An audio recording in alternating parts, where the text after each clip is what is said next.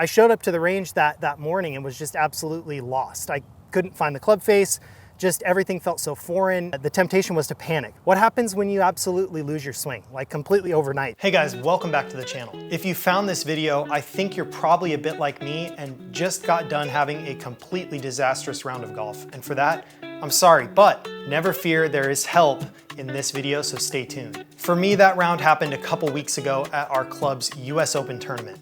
I had just won our Masters tournament a couple months prior and came in with really high expectations and was actually playing really good golf up to that point. And for whatever reason, I woke up that morning, went to the range, and absolutely felt like I was in a foreign body. The swing that I had worked really hard to get in a good spot for this tournament and the golf trip I had just returned from was completely gone, vanished overnight. Now obviously blow-up rounds look different for everybody. Your blow-up round could be my really good round and my really good round could be your blow-up round. So, we're not here to debate what that looks like, but you know the feeling. It's the kind of round that you just got done and you feel like you need to take a shower, quit the game, go on vacation, anything other than be at a golf course. Now the temptation for me, and maybe for you, is to panic. Rather than panic, I decided to call in a professional, and lucky for you guys, she was open and willing to film a YouTube video for our channel, none other than PGA Professional Maggie Simons. Now Maggie has been my golf coach for a little while now and is absolutely fantastic. She has a YouTube channel that we're gonna link below. I highly recommend you go and subscribe.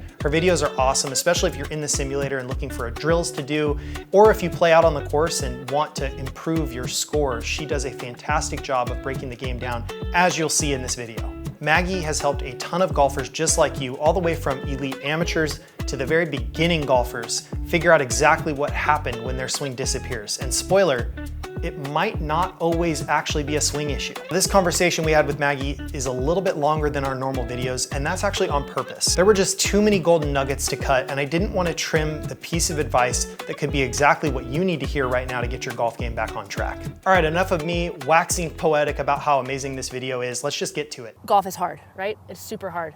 And you're gonna have days where maybe you stripe it on the range, you get out on the course and it's not there. All of a sudden, you go out and you have one of the worst rounds that you've had either ever or in a really long time. And I think you just have to know that that's going to happen, right? Especially, maybe you've had a breakthrough and you've, maybe broken 90 for the first time, broken 100 for the first time, broken 80 for the first time. And then all of a sudden our brain's like, oh, well now I should do that every time. So if we break, we shoot 87, we've never broken 90 before, like, all right, well that's my new normal, right? I can do that.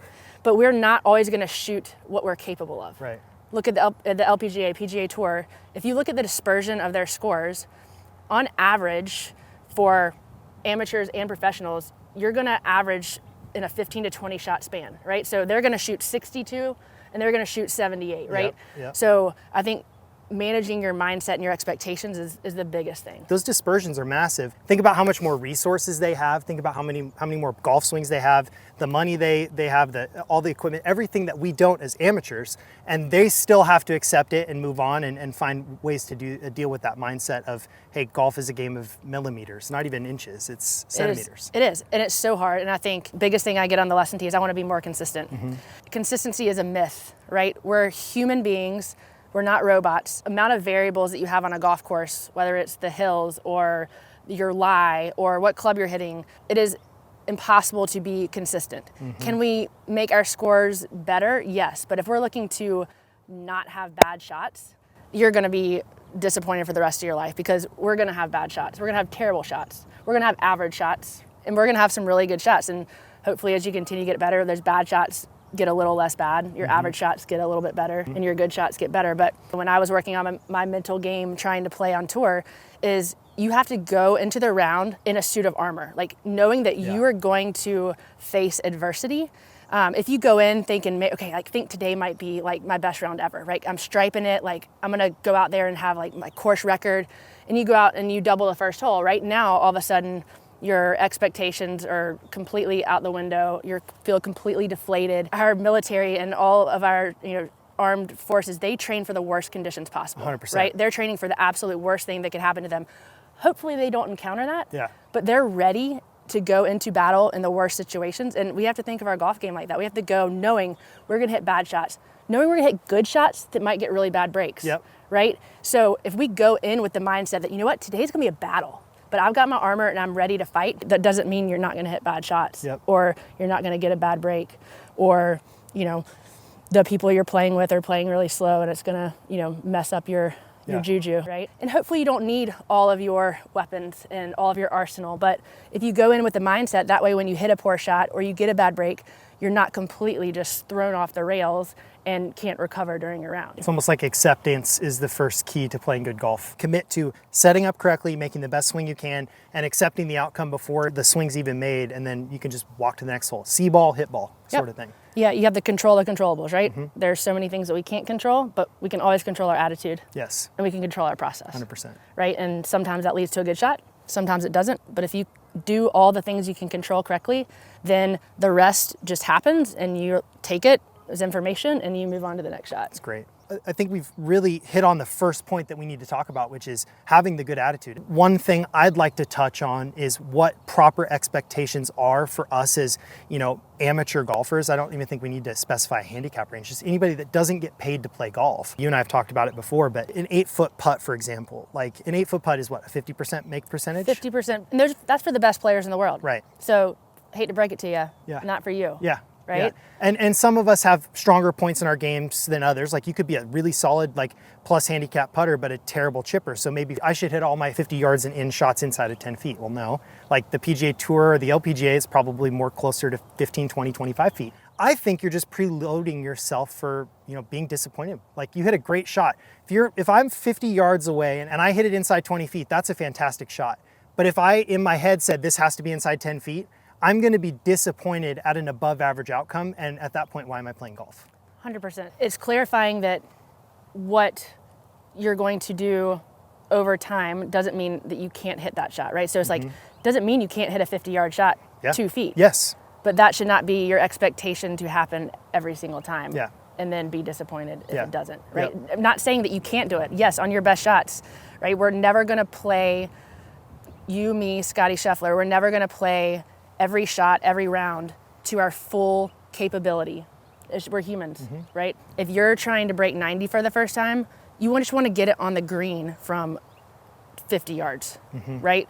I don't care if it's 50 feet, right? Getting on the green is step one. Then if you're getting on the green 100% of the time, okay, now maybe we tighten in the expectations or the parameters for how far. But doesn't mean you can't have the dream to want to hit it within 10 feet, right? That's great. But if our attitude is going to be dictated on unrealistic expectations, we're gonna constantly be disappointed, and golf's supposed to be fun. Yeah, Do you know that? It's supposed to be fun. Yeah. And believe it or not, we make it more complicated and more unfun or not as fun as it needs to be. Exactly. Yeah, all the time. I like the attitude of if you hit a poor shot, which you're going to do, right?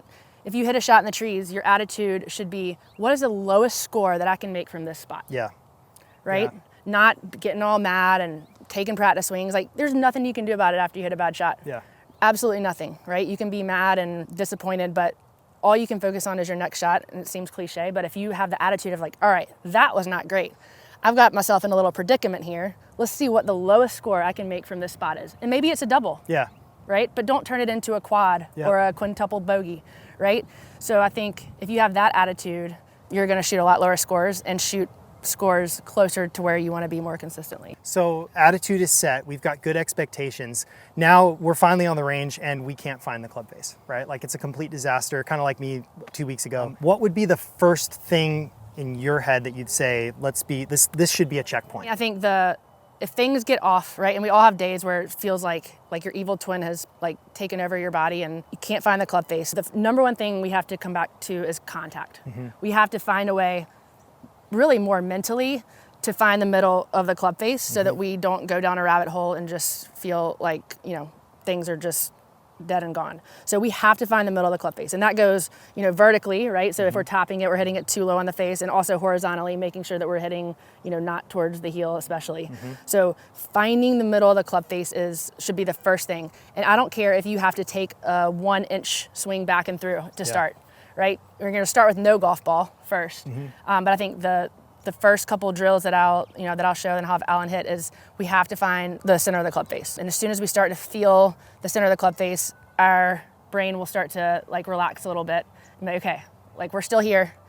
Okay? Yeah. And then, start to build up from that foundation. But if we can't hit a 5-yard chip shot in the middle of the face, it's silly to try to take full swings. Hit a driver. Yes, and if you're not near your instructor or somebody that can kind of diagnose what's going on, it's a lot easier to tell on your own what's going wrong from a really short swing, right? Because there's not a lot happening. Yeah. So if something is going wrong in a really short swing, you might be able to self-diagnose a little bit easier and figure out, okay, so maybe you're good with the little 5-yard chip. We get up to the 10-yard chip. Now maybe we get up to like a half swing, and that's where it starts to go wrong. Okay, so then it's like, okay, well, something's happening between here and here that is causing my issues. I love that, breaking it into bite-sized pieces, right? So saying, okay, I'm gonna go real small. I love that, and then a little bit higher, and then it kind of helps you just kind of self-diagnose, because like you said, and we'll talk about when it's time to go see your instructor or not. And Maggie's a great instructor, and if you don't live here in Oregon, like, you can actually talk to her and pay her to take a look at your swing. In fact,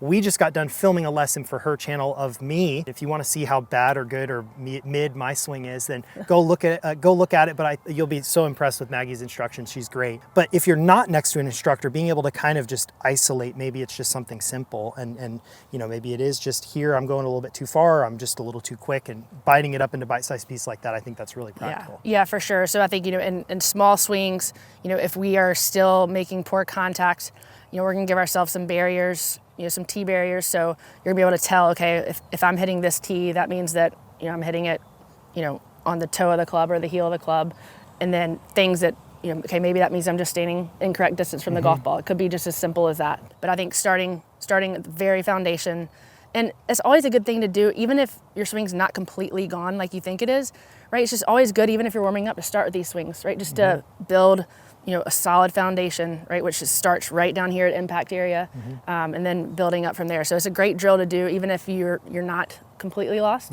just as a warm-up, just to keep things in check. But definitely, if you're in a spot to where you feel like you've lost your game, this is definitely the go-to first thing to do. Hey everybody, Alan here. So I just had my disaster round, which, it's pretty common for me.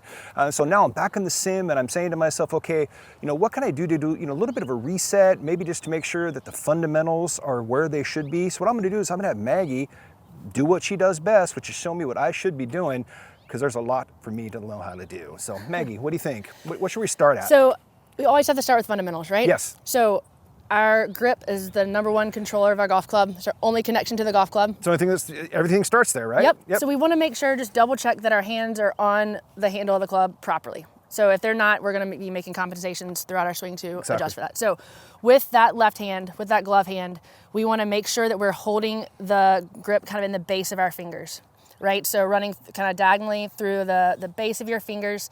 And we want to make sure that this heel pad, so like this fleshy part of the bottom of your palm, is going to get on top of the handle.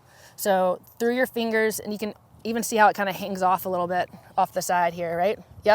Because we have to use that heel pad to be able to push down and lever the club. So if we get the club too much in our palm, right, we're not gonna be able to hinge our wrist. So we want it in our fingers. I always say it's like if you're picking up a suitcase handle, right? You wouldn't pick it up in your palm, right? You pick it up in your fingers. And then when we wrap our hands around, when you look down, we wanna be able to see like 2 to 2.5 knuckles, on that left hand. That's kind of a neutral grip there. And that little V, that little crease should point roughly towards like your right shoulder.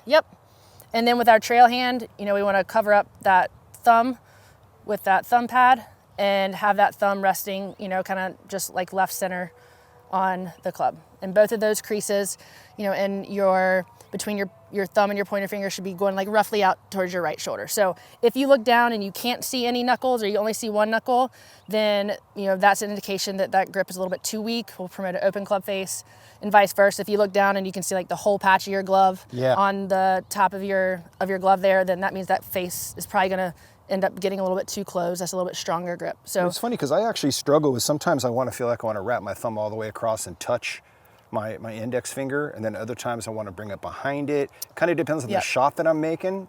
Talk about that a little bit. So my preference is to see that thumb pad on the top of the handle. Like so right that there? way at the top of our swing, we can have that as support. If it gets wrapped around, we kind of... You mean this kind of support? Pushing? Okay. Yes, So at the top, when we're hinging and the club is sitting, if that thumb's not on top, we don't really have that control of the shaft, and it might droop a little bit. A little snappy. Yep. So, I like to see that thumb pad, somewhere at least on the handle. I don't like to see it wrapped around kind of like a fist there.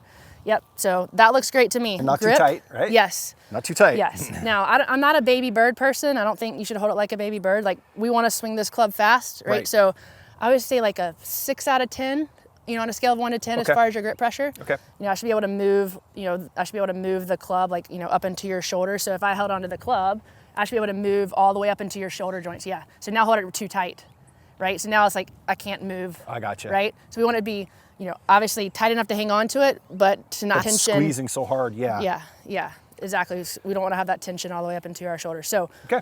once we have our grip, that's awesome. So now our posture and our setup. So when things, get direly off, which is what we're talking about, right? We feel like we've lost our game.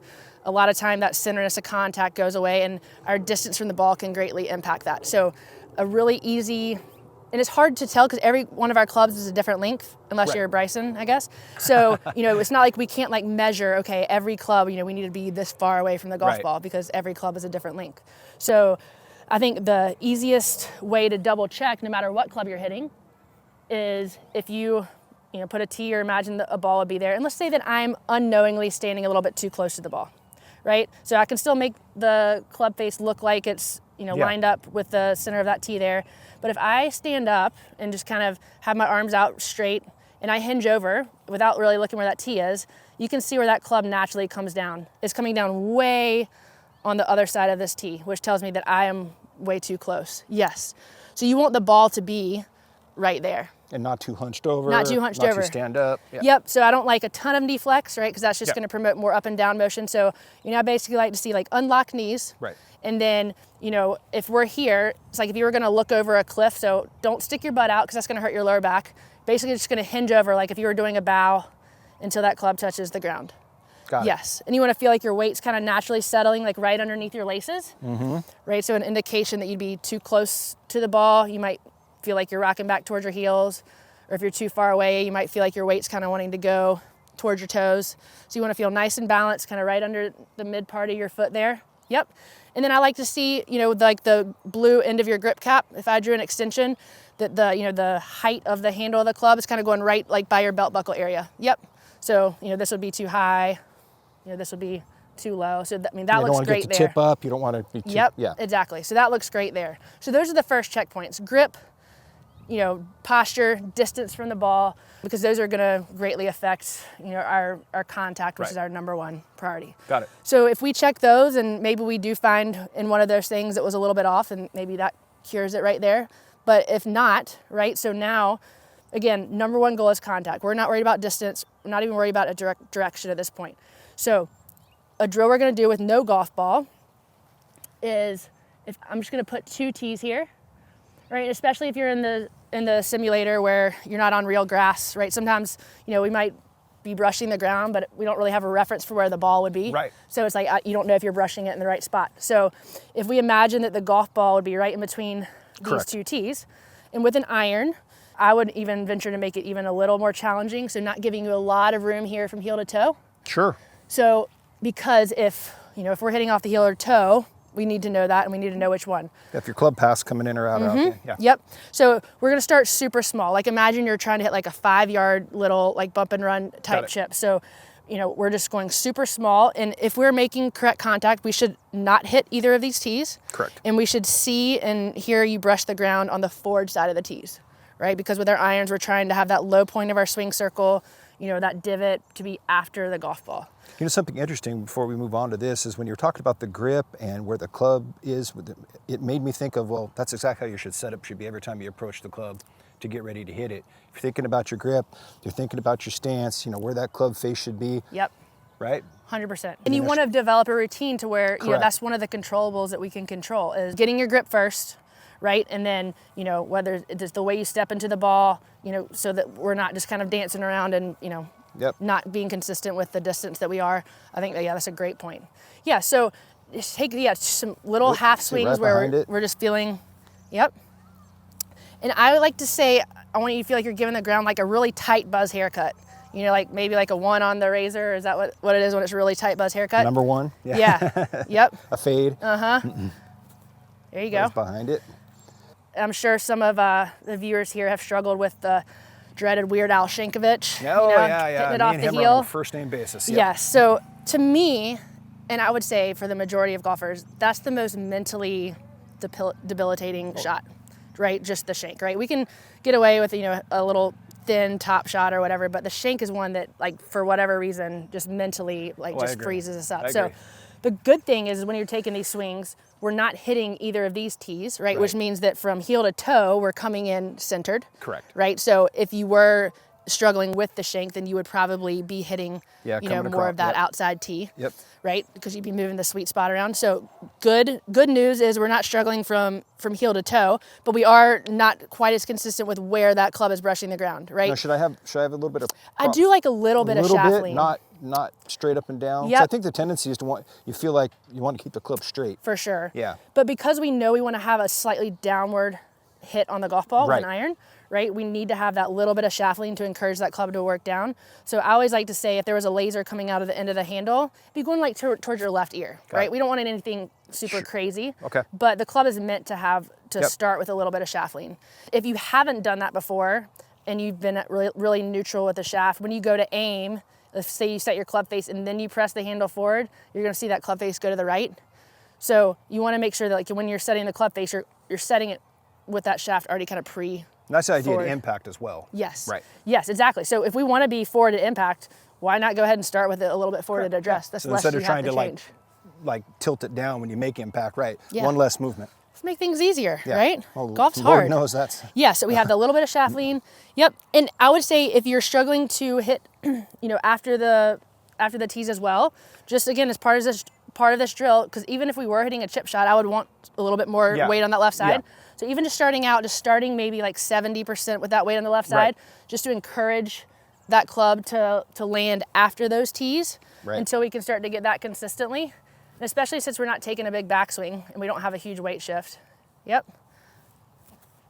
Now, same tees, but I'm gonna put a tee right here. Okay. Imagine the ball was teed up on that. Okay. If we hit a shot with the ball there and hit it solidly, you should clip that tee, right? That tee should at least make, move a little bit in the ground, if not come out. Yep, perfect. If you can't hit that tee, if a golf ball was there, it would be a thin shot or a top shot, contact-wise. Awesome, really good. So this is just where we start, right? The ball's not there, so we don't have the, anxiety of what the ball is gonna do. But we know that if the golf ball was there, if you're clipping that tee, you're gonna be making good contact. Yeah. Right? So we have to start really small, really slow, because if we can't do it without the golf ball, zero chance the golf ball is gonna appear there and you're gonna be able to do it, right? So we always have to take it back to basics. We have to do it really slow, really small, with no golf ball, right? And then, we can start to add on some speed, and then Wish you could just do that the whole round. I know, right? Then if you're like, okay, that's, I'm starting to do that pretty consistently. Good, So now we can start to lengthen out the backswing a little bit. So my preference is, so we start really small, right? And then we can kind of go like waist high to waist high, kind of, where the shaft's parallel to the ground. And then from there, we can lengthen out the backswing even a little bit more. Nice. Came right back at me. Awesome. Yes, there you go. Okay, so now I want you to keep the same short follow through, but I want you to go ahead and swing back to like where the stop like on the you're an follow L. through? Okay. Yep. So like you're swinging back to like this L position where go ahead and let the club hinge up, but still keep the same kind of straight arm, short follow through. Perfect. Yeah. Awesome. Really good. I've never actually seen him play golf, but the way they talk sounds like he doesn't shoot great scores, but he's definitely showing off for the channel today because he's hit the tee every single time. There's no ball. So then, what I would do is I would put a ball there on that tee and literally, as you know, as I know, as Jake knows, when the ball gets there, for whatever reason, our brain thinks it needs to do something differently because the ball's there, right? We don't. We're still trying to do the exact same thing. If you only had the focus of hitting the tee with the golf ball on it, the ball is going to do what you want it to do. So is that a good mental thing, is to think that I'm still trying to hit the tee? 100%. Even when the tee's not there, even when you're on the golf course, especially if you struggle with like thin shots and you're topping it. I tend to get a little fat actually on my shots, Yeah, so then if you tend to hit it fat, then I would even add an additional tee, like right up here, right? Because if we are coming down and that club's working down, we should hit this tee, but that divot should be after the ball, right? So if we hit it fat, we might clip that tee, but it would definitely be working up above a tee in front of the golf ball. Because I've heard all kinds of like pointers, like, aim for the back of the ball, you know, don't aim for the middle of the ball. Yeah, if you're hitting Visualize it fat, the last thing you want to look at is the back of the it's ball. the back of the ball, right. If you're hitting it fat, you want to focus on something like, you know, 2 or 3 inches in front, because that's where that's the ground the grass should be. That makes a lot of sense, yeah. Yeah. I think the idea of envisioning that you're still just hitting the tee, Yes. that sounds like a great idea. Yeah, I think the ball gets there and our brain goes into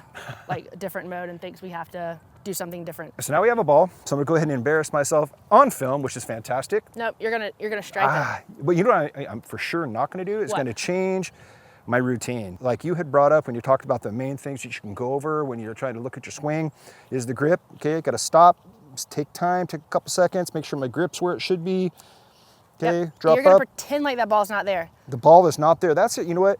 And that's an excellent tip, folks. I was hitting the tee actually really good. Okay, so I'm going to imagine that the ball's not there, and I'm just going to keep trying just to hit the tee. But I'm also going to make sure that I'm not too far away from the ball or too close to the ball. Yep. Probably a little bit closer. There you go. If you hit that tee, the ball's gonna do what we Yep. want it to do.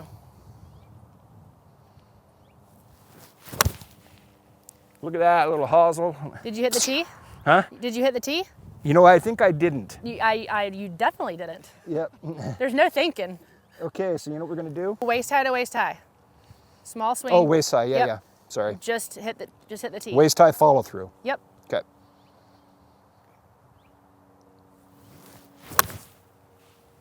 Okay, it was better than the first, but we still didn't hit the tee. So at this point, this is what I would do. If you hit 2 in a row, not Yep. hitting the tee, guess what? I'm gonna take the ball away, Okay. and you have to hit the tee before I put the ball there. You have to earn. See? Every time. Isn't that an interesting dynamic in the brain? Okay, here we go. Hit that tee. That ball is not there. Nope. Yes! Look, tee came all the way back here. Somewhere. Okay. All the way back here. My one good shot for the week, it's all gone. That's it. Hit the tee. I love it. Literally, I mean, hitting the tee is a simple swing thought, right? It's not super technical. No. You just have to athletically figure out a way to hit the tee, which you did a dozen times before we put the ball there. Right. Right? And so, you know, again, we have to keep the thoughts even simpler when we're on the golf course. And maybe, you know, you're in the fairway and there's not a tee there, but guess what? We have imaginations. We all have imaginations. We do. Okay? Indeed. And I know you've got a cute little grandkid, I right? do. And so She's adorable, she yeah. uses her imagination all the time. So we got to have a little bit more childlike mindset and just tell yourself, hey, there's a tee underneath this ball, just like if you were teeing it up low like this, like on a par 3, and you just have to hit that tee. Got it. If you hit the I love tee, it. you can't physically top it because it's underneath a golf ball, I love it. I love it. right? So again, super simple, but I would say if you're on the range and let's say that you have the ball there and you hit 2 or 3 top shots in a row or 2 or 3 shanks in a row, take the ball away immediately. Yeah. Don't hit multiple shots that are really bad. Yeah, Because- stop. Don't practice mistakes Yes. or bad habits. Yes. Yeah. We want to try to fix those as quickly as possible. Right. And so don't let yourself hit, you know, more than 2 shots in a row poorly before we take away the ball. Do the drill again, right? You immediately hit the tee.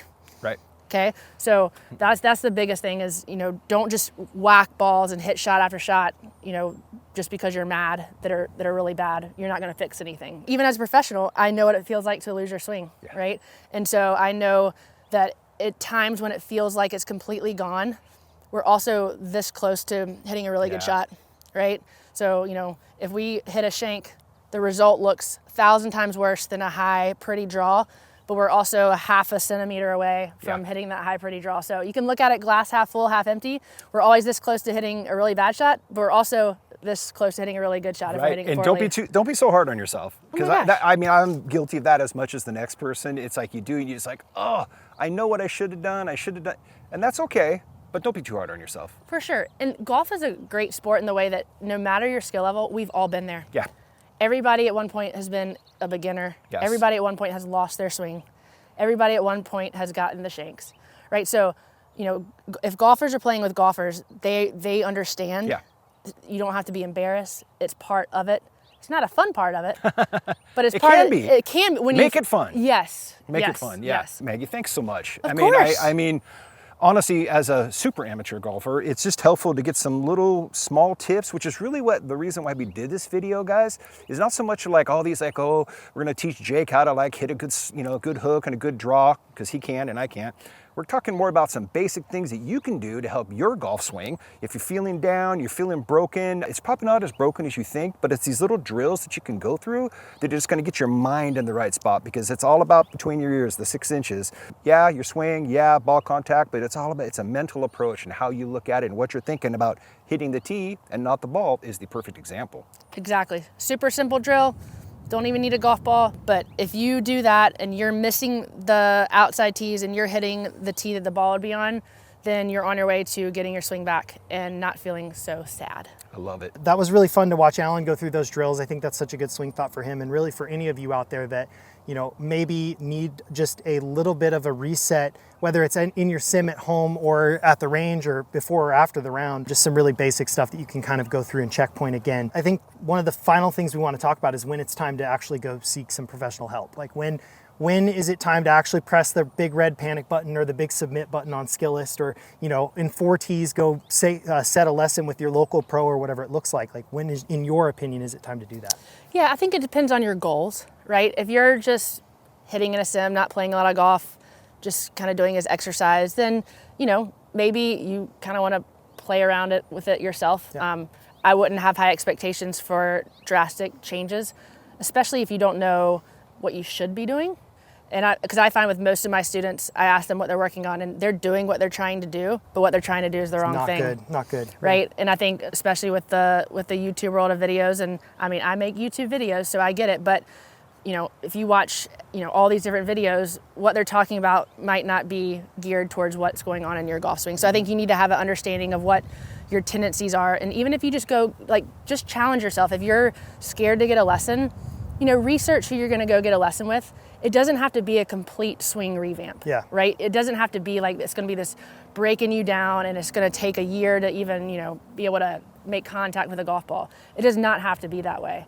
I've had so many people come in and it's like, you know, I fix them in 30 seconds. They're like, well, why didn't I do that sooner? If you find a great PGA professional in your area, or on Skillist, you can work with lots of great coaches from anywhere. I think it will only enhance and speed up your process of improvement and specify things that are personalized to you that YouTube videos can't do. I think if you really want to see improvement and you want to see it quick, you should go see somebody yesterday. If you can't do it yesterday, you should do it today. So what you're saying is I should stop asking ChatGPT for swing thoughts. You know, I think ChatGPT is great for so many things, but I think a little bit more personalized instruction will give you some better results. I agree. I am a tinkerer. I'm committing here to sticking to 1 or 2 swing thoughts and continuing to work. And Alan's here to yeah, he's got his thumbs up, sure. Hold him accountable. He's gonna hold me accountable, especially because we got our member guest in a couple weeks, more content on that soon as well. But we're gonna link all of Maggie's Skillist, all of her YouTube videos. She has some crazy good videos that have gone super viral. I mean, it's been so much fun.